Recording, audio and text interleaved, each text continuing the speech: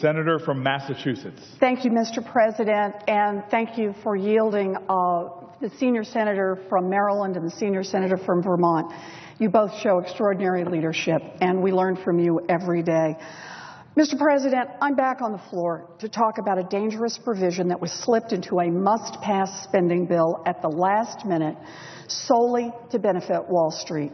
This provision would repeal a rule called, and I'm going to quote the title of the rule, Prohibition Against Federal Government Bailouts of Swaps Entities. On Wednesday, I came to the floor to talk to Democrats, asking them to strip this provision out of the omnibus bill and protect taxpayers. On Thursday, I came to the floor to talk to Republicans. Republicans say they don't like bailouts either, so I asked them to vote the way they talk. If they don't like bailouts, then they could take out this provision that puts taxpayers right back on the hook for bailing out big banks. Today, I'm coming to the floor not to talk about Democrats or Republicans, but to talk about a third group that also wields tremendous power in Washington, CitiGroup. Mr. President, in recent years, many Wall Street institutions have exerted extraordinary influence in Washington's corridors of power. CitiGroup has risen above the others. Its grip over economic policy making in the executive branch is unprecedented. Consider just a few examples. 3 of the last 4 Treasury secretaries under Democratic presidents have had close CitiGroup ties. The 4th was offered the CEO position at CitiGroup, but turned it down.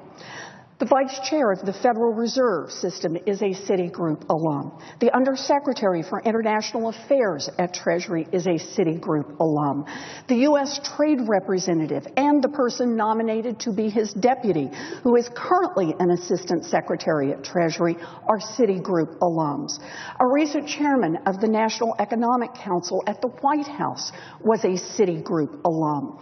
Another recent chairman of the Office of Management and Budget went to CitiGroup immediately after leaving the White House.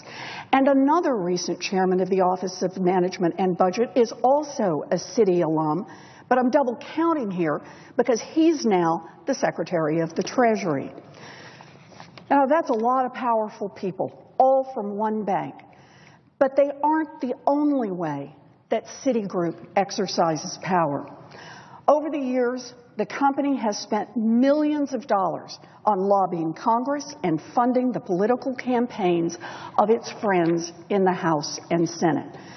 CitiGroup has also spent millions trying to influence the political process in ways that are far more subtle and hidden from public view.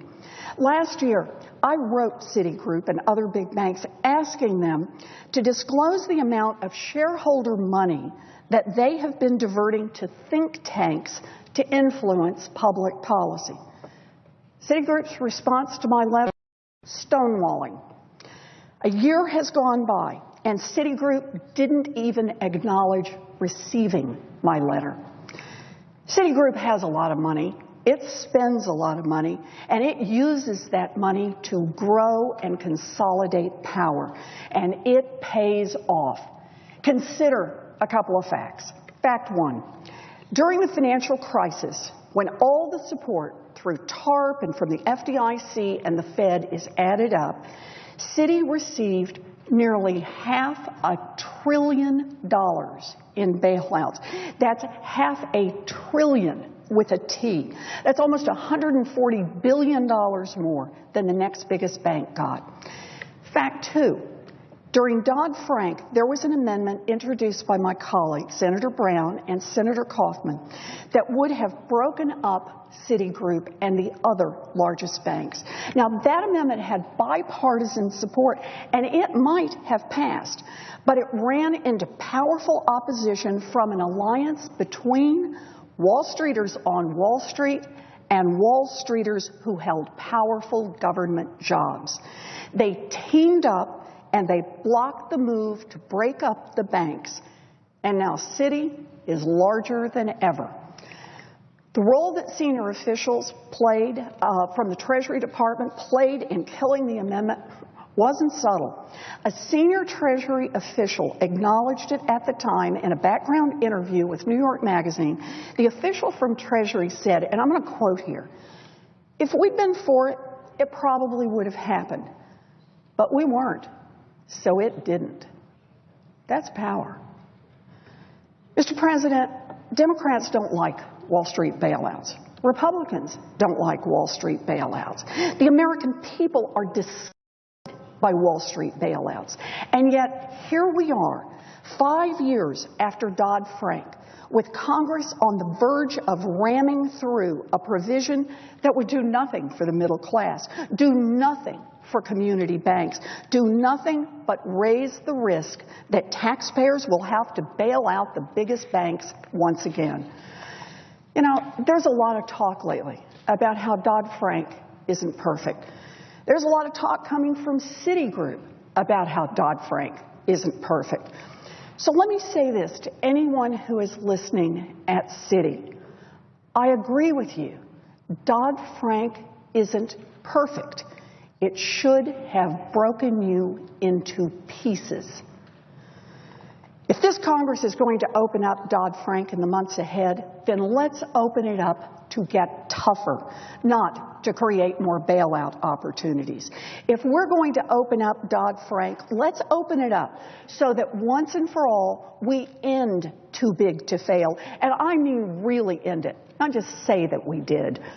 Instead of passing laws that create new bailout opportunities for too big to fail banks, let's pass Brown-Kaufman. Let's pass the bipartisan 21st Century Glass-Steagall Act, a bill I've proposed with John McCain, with Angus King, and Maria Cantwell. Let's pass something, anything, that would help break up these giant banks. A century ago, Teddy Roosevelt was America's trust buster. He went after the giant trusts and monopolies in this country. And a lot of people talk about how those trusts deserve to be broken up because they had too much economic power. But Teddy Roosevelt said we should break them up because they had too much political power.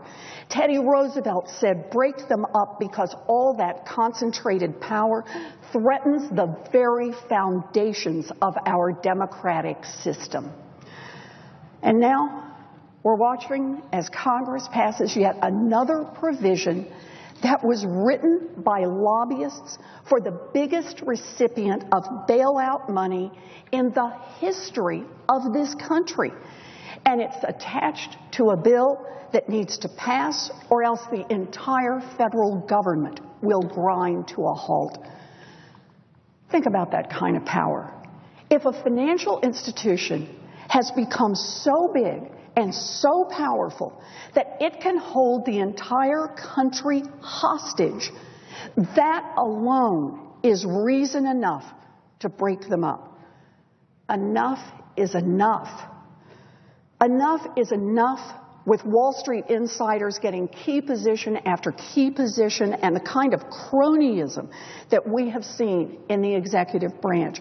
Enough is enough with CitiGroup passing 11th hour deregulatory provisions that nobody takes ownership over, but everybody will come to regret. Enough is enough. Washington already works really well for the billionaires and the big corporations and the lawyers and the lobbyists. But what about the families who lost their homes or their jobs or their retirement savings the last time Citi bet big on derivatives and lost?